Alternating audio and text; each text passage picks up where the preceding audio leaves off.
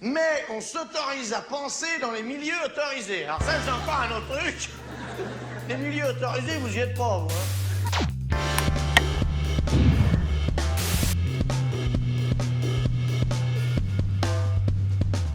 Réunir la France des bourgs et la France des tours.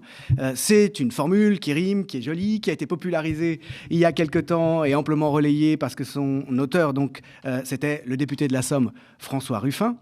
Mais évidemment, cette formule se réfère à un enjeu qui n'est absolument pas nouveau, c'est le moins qu'on puisse dire, même s'il est peut-être plus d'actualité que jamais, avec l'extrême droite aujourd'hui aux portes du pouvoir, pour ne pas dire qu'elle y est déjà dans une large mesure, mais enfin il va y avoir des élections, il y a des échéances électorales de court terme qui rendent le problème particulièrement pressant. Comment convaincre les classes populaires, appauvries, délaissées, frappées de plein fouet par les politiques néolibérales, de ne pas, quand il s'agit de classes populaires blanches, semble-t-il, les classes populaires auxquelles François Ruffin s'adresse à Amiens, comment les convaincre donc de ne pas déporter leur colère sur les immigrés, sur les populations qui semblent issues de l'immigration, à cause de leur couleur de peau en particulier. Comment donc les détourner du vote d'extrême droite? Et bien sûr, c'est le symétrique, comment former une grande alliance qui convaincra les victimes du racisme, les autres perdants du néolibéralisme, qui sont aussi, en plus, les perdants du racisme systémique, les classes populaires issues de l'immigration, donc de s'allier pour former une grande alliance politique qui, numériquement, est la seule à même de s'opposer aux politiques qui sont menées. Pour ça, j'ai réuni un plateau ce soir avec 3 invités. Yessa Belkhodja. Bonsoir Julien. Bonsoir Yessa, merci d'être là. Merci. Tu es membre du collectif de soutien des jeunes du Mantois. Oui. Tu es déjà venu aux médias. Ce collectif qui s'était formé à l'époque où les CRS, je crois, ou je ne sais quelle unité de police, les CRS, c'est ça, avaient eu la bonne idée de brutaliser des classes entières de jeunes gens en les mettant à genoux, les mains derrière la tête, tête contre le mur. Donc, à Mantes-la-Jolie, 6 décembre 2018. C'est ça. Ouais. Au début donc, du premier quinquennat. Tu es militante, antiraciste, militante décoloniale. Wissam Zelka, merci beaucoup Wissam d'être là. Tu es chercheur en sciences sociales d'un côté. Tu es membre de QG Décolonial, militant décolonial. Tu es aussi une des figures de Zawa Productions. Pardon, ouais. Tout à coup ça m'échappait. Bref, tu es un influenceur. Et de Parole d'honneur, faut pas que j'oublie de les citer. Pardon. Sinon. Tu es membre aussi du média ami du média, le média Parole d'honneur. Ouais. Et puis, Stathis Kouvelakis, militant politique, philosophe, ancien professeur à King's College de Londres, ancien membre des instances supérieures de Syriza, le parti grec. Tu appartiens aussi à l'Institut Labrissi, je crois, aujourd'hui. Alors, pour revenir donc à notre affaire, j'ai mentionné bien sûr François Ruffin parce que c'est lui, d'une part, qui a eu la formule en vogue. En tout cas, c'est sa formule à lui que les médias se sont plus à reprendre.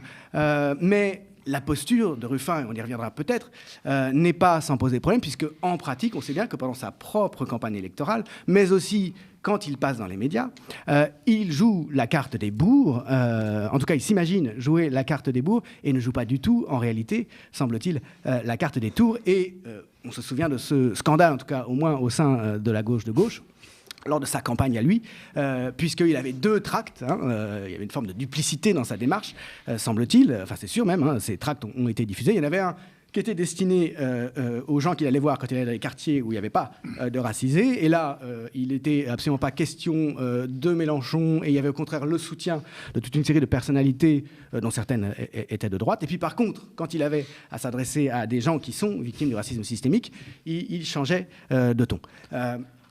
Ruffin, donc, d'un côté, bien sûr, mais, et c'est ce que je voulais suggérer en faisant ce lancement aussi, cette idée, l'idée qu'il y a derrière la formule unir les bourgs et les tours, elle le précède très largement. C'est une préoccupation majeure depuis très longtemps, unir évidemment les intérêts objectifs de ceux qui sont les perdants du néolibéralisme et rejeter justement la stratégie de la division par le racisme qui est celle des classes dirigeantes.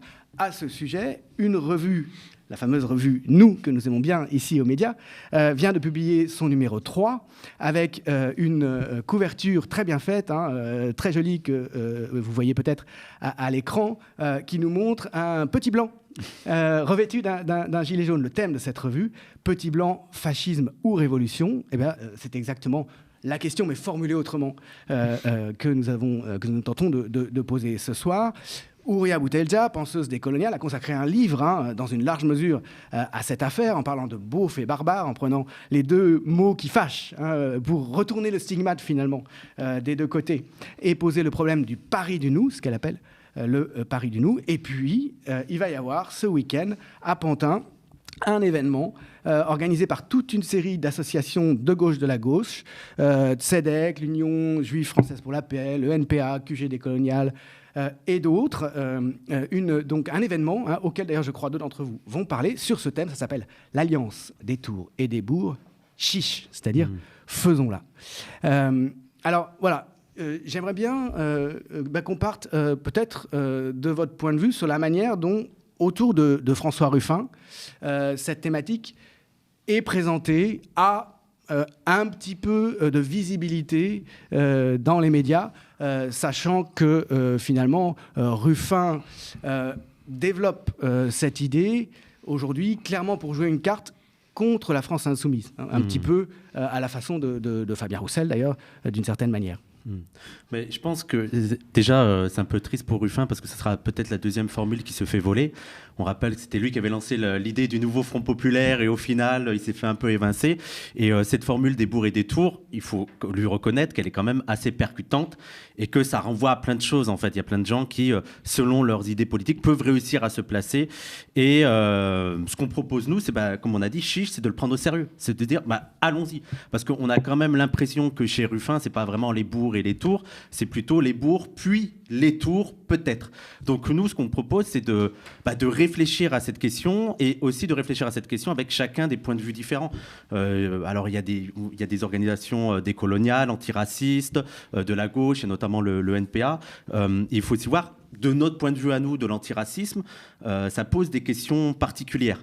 Et sachant aussi que c'est pas quelque chose qui est nouveau, c'est-à-dire ça fait depuis, je pense, l'apparition du Parti des indigènes de la République, et même depuis qu'il y a eu des mouvements antiracistes, se sont posé la question pour les mouvements antiracistes, la première de l'auto-organisation, de comment faire pour exister politiquement avec notre propre mot. L'autonomie, aussi, l'autonomie. L'autonomie, mais aussi parce qu'on n'est pas d'élus, parce qu'on a conscience de où on évolue. On évolue en France où la majorité est blanche. Se pose toujours la question aussi de comment faire avec, comment parler, comment faire un combat politique qui puisse en même temps rassembler les non-blancs, mais aussi parler aux blancs qui pourraient être intéressés sur cette main tendue de la lutte antiraciste, et aussi comment s'opposer au discours raciste qui est perpétuellement dans les médias et dans le champ politique. Mais il me semble que l'un des problèmes, c'est qu'il y a d'emblée un déni du droit, de la légitimité de parler séparément de ces deux groupes dans le discours, y compris de quelqu'un comme Ruffin, au fond, et disons d'une grande partie de la gauche. Il y a même eu de fortes tensions au sein de LFI là-dessus. C'est-à-dire un refus de reconnaître qu'il y a des vécus, tout simplement, concrètement, qui sont différents, et même éventuellement radicalement différents, selon que l'on est du bon côté du racisme systémique ou pas, à niveau économique égal. Avec l'idée que on ne parle pas de la race. La race, c'est une invention nazie. Ça ne nous concerne pas du tout. Et donc, on ne peut plus représenter politiquement, parler politiquement de la situation de ceux qui sont concernés. Quand on entend Ruffin, on a vraiment l'impression que c'est ça. Et c'est justement parce qu'il est sur cette ligne que lui, il a accès aux grands médias. Et il le sait. Oui, c'est-à-dire que Ruffin, en gros, il pointe un problème qui est un problème réel, il suffit de voir une carte électorale et on voit bien que le RN est en tête, en gros, dans les agglomérations de moins de 50 000 habitants. Et c'est au contraire la gauche, et en particulier la France insoumise, qui est en tête dans les grandes villes. Bon. Donc, ce que désigne ce problème et la formule, c'est la fracture raciale, et en particulier la fracture raciale des classes populaires. Mais donc, cette métaphore de Ruffin reconnaît le problème, le pointe, et en même temps le nie, l'évacue, en disant comment est-ce qu'on va affronter le problème qui est la fracture raciale et donc le racisme. Eh bien, en n'en parlant pas, en l'esquivant systématiquement. Donc, ça veut dire, quand il y a une manif contre l'islamophobie, je le rappelle, suite à des attaques contre des mosquées violentes, on va au foot. on va pas parler, on va faire exprès de ne pas parler des violences policières. Il y a un déni des violences policières. Quand on lui demande qu'est-ce qu'il pense d'Adama, ah oui, non, mais j'ai pas étudié la question, etc. Et puis bon, d'une façon générale, on sait bien qu'il veut évacuer la question des violences policières. Donc, c'est une question qui consiste à évacuer la question du racisme. Donc, je lui souhaite bien du plaisir dans les tours pour pouvoir gagner avec cette, avec cette ligne. Mais je lui souhaite non moins du plaisir dans les bourgs pour convaincre sur cette ligne. Parce que sur cette ligne, on ne fera de toute façon jamais aussi bien que les gens qui, eux, n'ont aucun problème de parler ouvertement, de caresser dans le sens du poil les réflexes et les affects racistes. Et la version, si vous voulez, plus sophistiquée de ça, qui est celle de Ruffin d'ailleurs, qui dit « Ah, mais moi, je vais parler des problèmes de la classe. Je vais parler des problèmes de l'agenda en réalité économique. » Donc, c'est l'illusion selon laquelle, en ne parlant pas du racisme et en parlant uniquement des thématiques qui sont effectivement, qui peuvent être rassembleuses. Moi, je suis tout à fait pour parler des questions du travail. Je veux dire, Ruffin dit des choses qui sont tout à fait sensées. Mais l'idée qu'en esquivant ce qui divise les classes populaires et qui permet de construire une hégémonie de l'extrême droite là-dessus, sur des secteurs quand même très larges, des classes populaires blanches, on va pouvoir les ramener de notre côté. C'est une illusion totale. Alors, je ne dis pas que c'est une tâche qui est facile, mais l'idée, c'est de tenir ensemble les deux bouts. C'est-à-dire à la fois les thématiques qui, effectivement, peuvent construire une unité de la classe, mais construire l'unité de la classe, c'est aussi mener une lutte opiniâtre contre ceux qui la divisent. C'est-à-dire contre le racisme, justement. Oui, puis ça reste, concernant Ruffin, j'ai surtout l'impression que ça reste comme ça une formule incantatoire et que c'est... Dont la volonté est purement électoraliste. Et là, on a envie de le secouer un peu et de lui dire, en fait, il faut se salir les mains, et c'est ce que les décoloniaux font, c'est ce que l'antiracisme fait, enfin une partie de l'antiracisme en tout cas, et en restant comme ça très en surface de cette formule qui est plutôt belle, si elle était réellement matérialisée, si elle s'était matérialisée dans le cadre de sa campagne, et puis même après ses discours post-campagne, il y a un truc que beaucoup, finalement, à gauche échouent, ils échouent constamment, c'est sur la question des affects. Rester en surface ne permet pas, même pour Ruffin, finalement, d'aller réellement parler à cet électorat-là qu'il veut absolument convaincre et finalement qui se retrouve laissé à l'extrême droite. Concernant l'AFI, et si cette stratégie de Ruffin, finalement, répondait comme ça un peu à la stratégie de l'AFI, j'ai envie de dire qu'il a tout faux. D'ailleurs, parce que j'ai participé à plusieurs campagnes aux côtés de candidat de la France Insoumise en 2022, candidat NUPES, et après les partielles, législatives partielles, pareil, un binôme NFP. Et là où l'AFI, vraiment, en fait, elle tire vraiment son épingle du jeu, c'est, on sent, sur les 5 dernières années, on pourrait même placer le curseur au moment de 2019 avec la participation de Mélenchon à cette grande manif contre l'islamophobie. Qui lui voue la haine encore aujourd'hui, absolument inextinguible de tous les médias. Avec un certain courage. Puisqu'il a été décidé que cette manifestation était tout ce qu'on veut, islamiste, antisémite, il fallait absolument pas en être. Juste parce que c'était des racisés plutôt d'origine arabe. Exactement. Et Mélenchon, à ce moment-là, il a eu une belle intuition. Et comme il s'agit d'affect, tout ce qui peut être qualifié finalement par les opposants de l'AFI sur cette forme de clientélisme à l'intention des classes populaires et des descendants d'immigration postcoloniale, des immigrés, des enfants d'immigrés, qui est qualifié de clientélisme, ça ne l'est pas. Ça ne l'est pas du tout. Il a su, à un moment donné, en fait, toucher ces affects-là, pas par volonté électoraliste, c'est qu'à un moment, en fait, il a eu une belle intuition, l'AFI a eu une belle intuition, c'est que, évidemment, il y a des sujets qui sont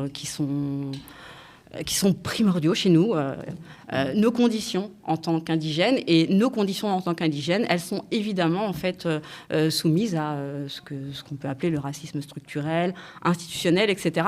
Et il a su finalement mettre un peu comme ça il a su matérialiser un truc comme ça qu'aucun candidat jusqu'à présent n'a pas su faire, c'est parler de dignité, quoi.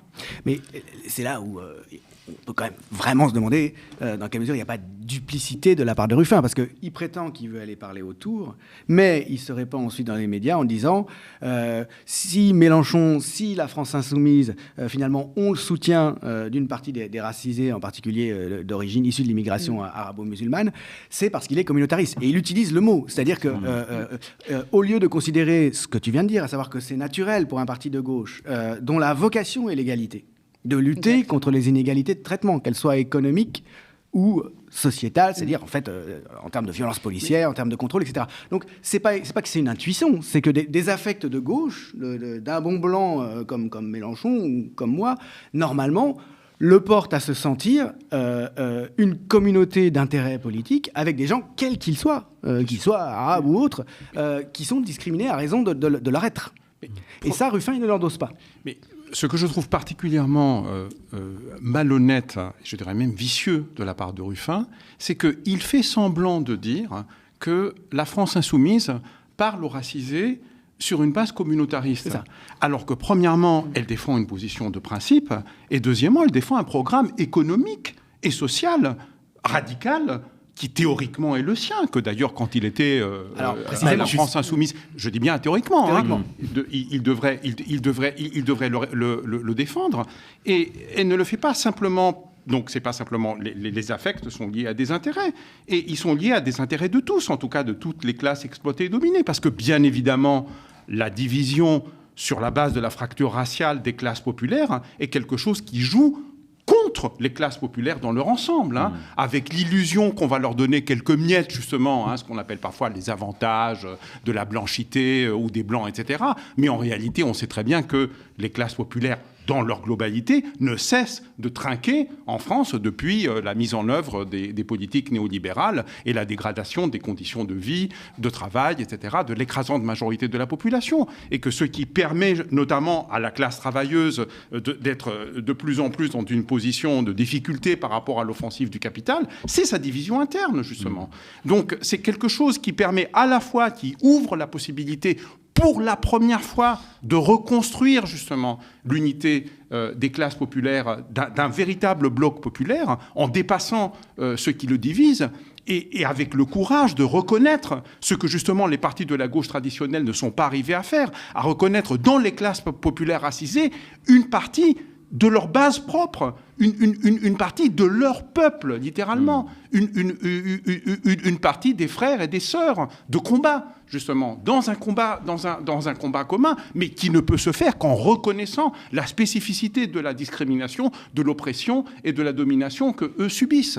Mais je voudrais rajouter quelque chose. C'est en fait ce que je trouve aussi ahurissant dans la position de Ruffin, et que je trouve que peu de personnes le soulignent, c'est qu'il parle des bourgs et des tours, et lui veut se représenter comme le représentant de la classe des travailleurs. Mais en fait, personne ne souligne que même sur ce point-là, il est nul. Je veux dire, il est encore plus nul que la France insoumise. C'est-à-dire que c'est pas du tout une gauche de rupture, c'est une gauche qui, comme on avait aujourd'hui avec le Parti Socialiste ou Europe Écologie Les Verts, serait prêt à négocier avec Macron, serait prêt à s'allier avec des personnages comme Glucksmann. Donc moi, en fait, il y a même quelque chose que je trouve triste chez lui, c'est qu'il prend une posture de colorblind pour mettre en avant la classe, mais même sur ce jeu-là, il est nul. Je veux dire, nous, on connaît des marxistes qui sont colorblind, qui sont beaucoup plus radicaux sur ces questions.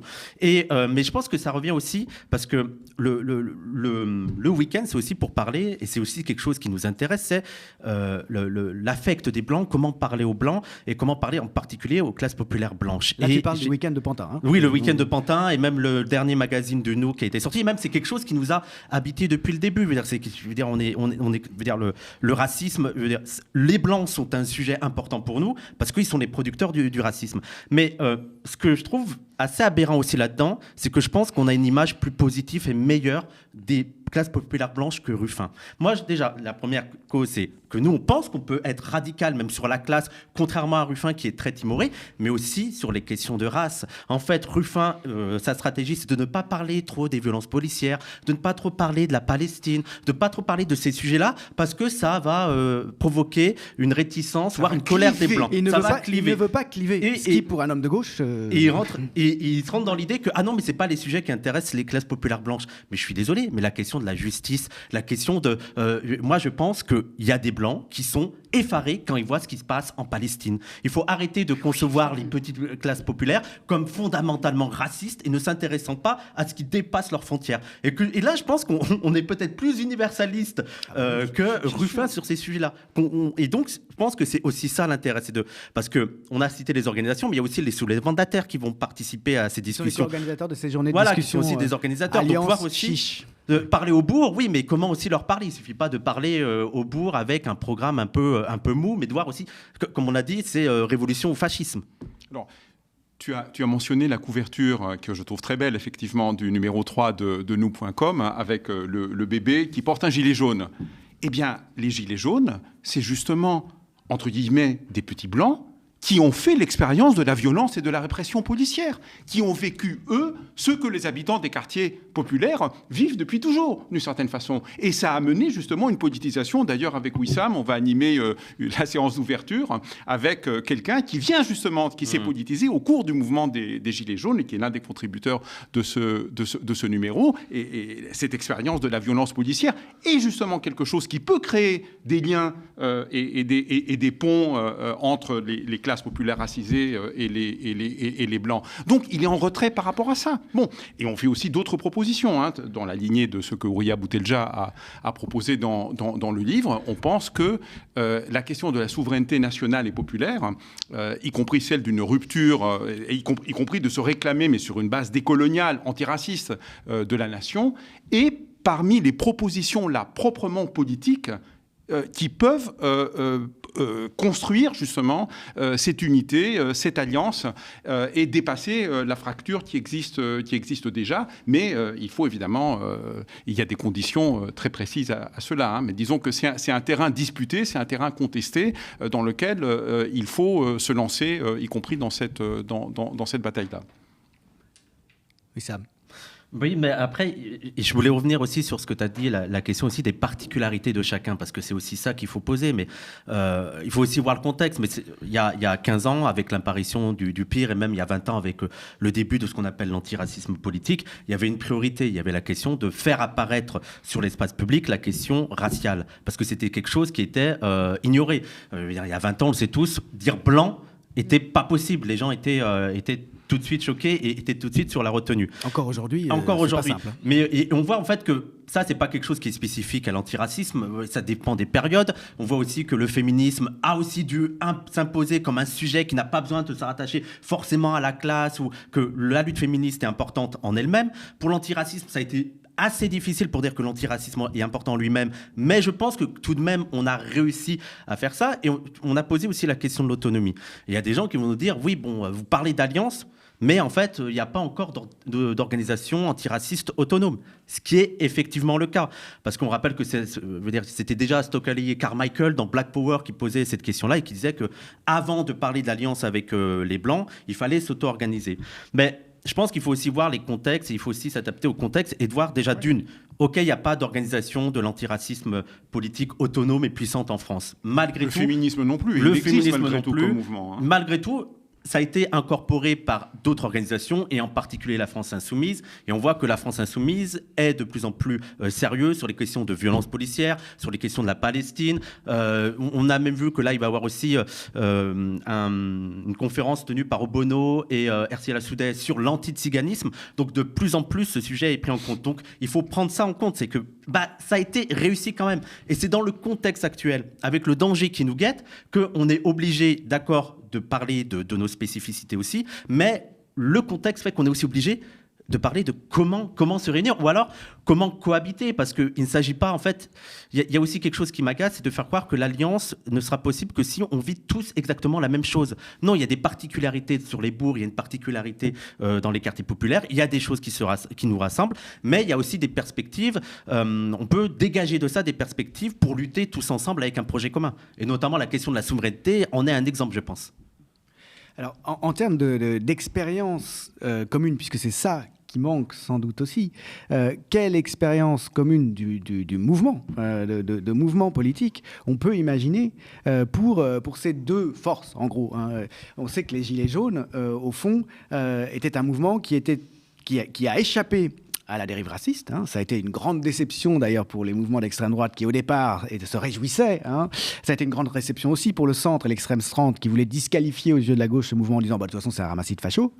Il s'est avéré assez rapidement, au bout de quelques semaines, que le mouvement ne s'orientait pas vers l'extrême droite. Néanmoins, et d'ailleurs, ou malgré le fait que c'était un mouvement qui finalement comptait assez peu numériquement de gens issus de l'immigration, de gens issus de racisés issus des quartiers populaires pour des raisons sociologiques, puisque ce qui a mu les Gilets jaunes, c'était des préoccupations liées à la condition périurbaine, massivement. Comment concevoir finalement une action politique, un mouvement politique sur quel thème, sur quels objectifs, sur quel slogan qui peut réunir ces perdants.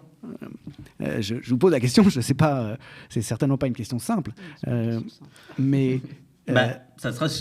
C'est le sujet du week-end qu'on va avoir, mais je pense qu'il y a quand même des choses sur lesquelles on peut discuter. Mais je trouve que l'exemple des Gilets jaunes, c'est quand même très important parce que ça montre aussi l'étendue, l'importance de la pratique et l'importance aussi de pas seulement rester dans les discours, mais aussi aller dans l'action. Et je me rappelle qu'au tout début des Gilets jaunes, tout le monde tout le monde disait attention, c'est un mouvement réactionnaire. Oui, à gauche aussi, surtout à gauche, on disait qu'il fallait pas y aller. Et nous, on a été les premiers à dire mais non, au contraire, mais c'est là où vous devez y aller. Là, pour une fois, il y a alors ce qu'on appellerait peut-être les petits moyens qui se bougent et qui manifestent dans Paris.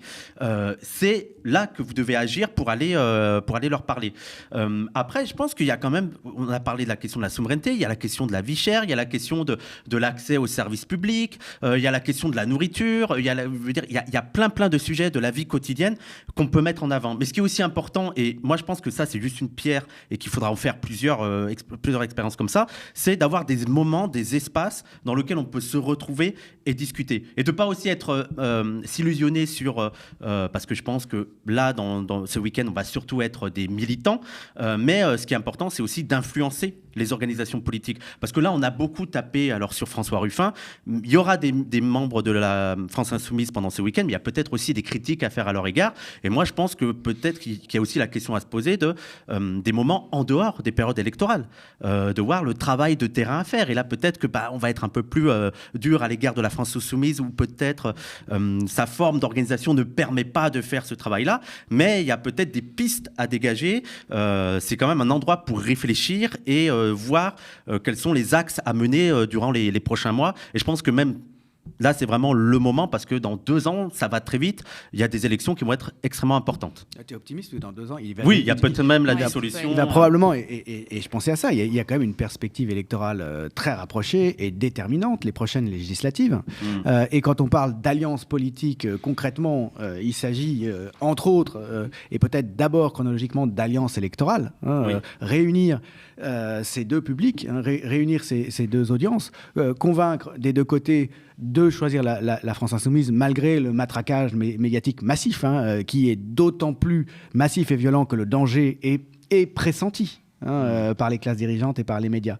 D'où la diabolisation de LFI, avec notamment les accusations d'antisémitisme. Cette perspective, elle est très proche. C'est certainement moins de 2 ans en réalité.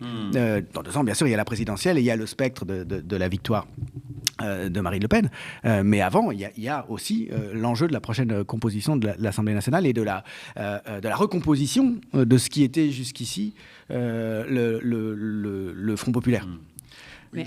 Oui, vas-y. Mais avant ça, il y a un scrutin important pour nous, en tout cas. Moi, je suis militante des coloniales, mais je suis avant tout militante locale, donc militante de quartier. Alors, c'est pas un métier, mais je milite aussi localement. Et il y a un scrutin important, c'est les municipales. Ouais. Et les municipales qui interviendront 1 an avant les présidentielles, si d'ici là, il n'y a pas une autre dissolution. Et d'un point de vue... Durant ce week-end, là, Bourg et Tours, Chiche, je serai sur une table en finir avec le clientélisme. Et s'il y a aussi une petite fenêtre comme ça vers l'espoir, en tout cas limiter le taux d'abstention pour les futures présidentielles en commençant par les municipales, ce sera aussi en finir avec le clientélisme de gauche ou de droite. Donc là, l'AFI qui va se lancer pour la première fois sur un scrutin local, puisque jusqu'à présent, ce n'était pas forcément des élections, ils étaient plutôt sur le national. Là, il y a aussi une stratégie à réfléchir et à penser. Et il y aura très certainement des pistes de discussion, en tout cas, qui seront données ce week-end. Et alors, quand on dit non au clientélisme, ça vise quoi Quand on dit non au clientélisme, une plaie de la vie politique locale, c'est une vraie plaie de la vie politique locale, qu'on rapporte souvent, d'après ce que je lis, justement parfois au communautarisme. Enfin, les accusations de tel maire qui ferait le jeu du communautarisme pour maintenir sa clientèle. Voilà. Et c'est ce qui, alors. L'analyse qu'on en fait, enfin que j'en fais et que je partage avec plusieurs militants, c'est que le clientélisme, il a un objectif, c'est pacifier d'abord, et pacifier donc justement en fait en allant parler comme ça avec les communautés religieuses, les communautés... je prends une ville que je connais, donc Mantes-la-Jolie, on a une communauté sénégalaise qui est importante, une communauté marocaine, etc. Mais il y a aussi venir tuer dans l'œuf, comme ça, une envie, disons, pour des indigènes de s'engager ou de se lancer en politique. Là aussi, du coup, ça crée finalement le clientélisme.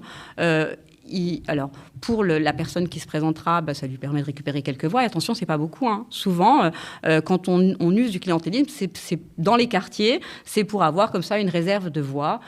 Pour pouvoir, une fois qu'on a convaincu son électorat de droite, je parle d'une ville qui est à droite depuis 20 ans, on a un petit réservoir comme ça de 2000 voix. Mais au-delà de ça, c'est ce qui va vraiment créer l'apathie dans les quartiers. C'est-à-dire C'est-à-dire, on parle de désert politique. Non, mais un mot quand même sur le clientélisme, je veux dire. Les pouvoirs municipaux pratiquent ça un peu partout et depuis toujours. Hein, je suis assez vieux pour avoir vécu Paris sous l'époque de la Chiratier. Je peux vous dire que le clientélisme, ça allait. Simplement, quand c'est parmi les Blancs, c'est juste du clientélisme. Ouais. Quand c'est parmi les non-Blancs, ça devient, attention, du communautarisme, etc. Oui. Si c'est des réseaux catholiques, de joueurs de boules, de joueurs, etc., là, il n'y a aucun problème. C'est normal, vous comprenez. Bon, mais c'est d'accord, c'est une petite baronnie locale. Ça peut même être pittoresque. Hein. Mais si, par contre, c'est dans des quartiers populaires avec des populations, une grande partie de population non-blanche, alors là, attention. Il y a le spectre de l'islamisme. C'est des ennemis de la République. Hein. C'est vraiment des ennemis de la République. Non, il faut arrêter avec ça. Je crois que Yessa ici et Wissam ont mis l'accent sur un problème essentiel, c'est celui de l'enracinement local. Hein. Je veux dire, le grand problème de la gauche, toute variante confondue, c'est la perte de ce qui faisait auparavant sa force, hein, c'est-à-dire son enracinement local, un tissu qui est à reconstruire. Hein. Et bon, ça c'est vrai que la France insoumise a permis, avec ses scores électoraux, d'ouvrir un espace.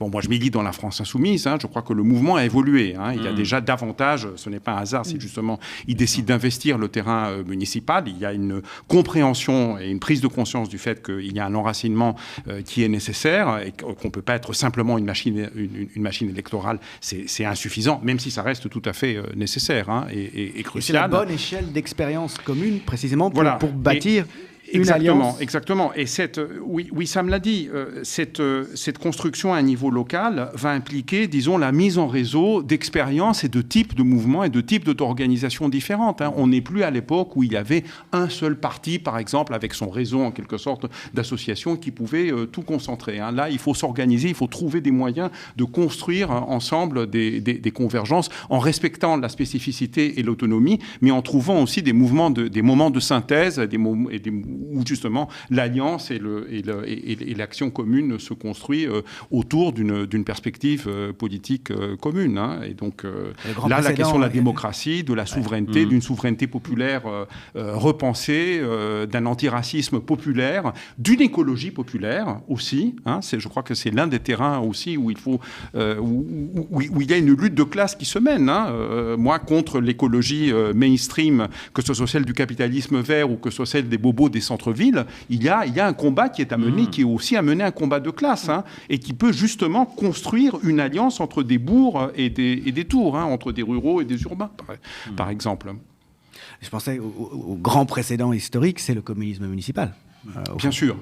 Bien sûr. Les banlieues rouges. Bien sûr, bien sûr, bien sûr. Il faut penser à ça, et il faut penser, par exemple, le danger qui guette toute force politique, y compris la France insoumise, dès qu'elle décide de faire un enracinement municipal, c'est de ne pas reproduire justement les pratiques et pour ce faire, nuisibles. Exactement. Et pour ce faire, je ne connais qu'un seul moyen, c'est développer un véritable réseau militant d'un type nouveau. Ça peut pas être à l'ancienne, etc. Mais qui s'appuie sur une vraie substance militante, qui a une capacité justement de politisation, d'action véritablement locale, y compris de formation de cadres, de militants, voilà.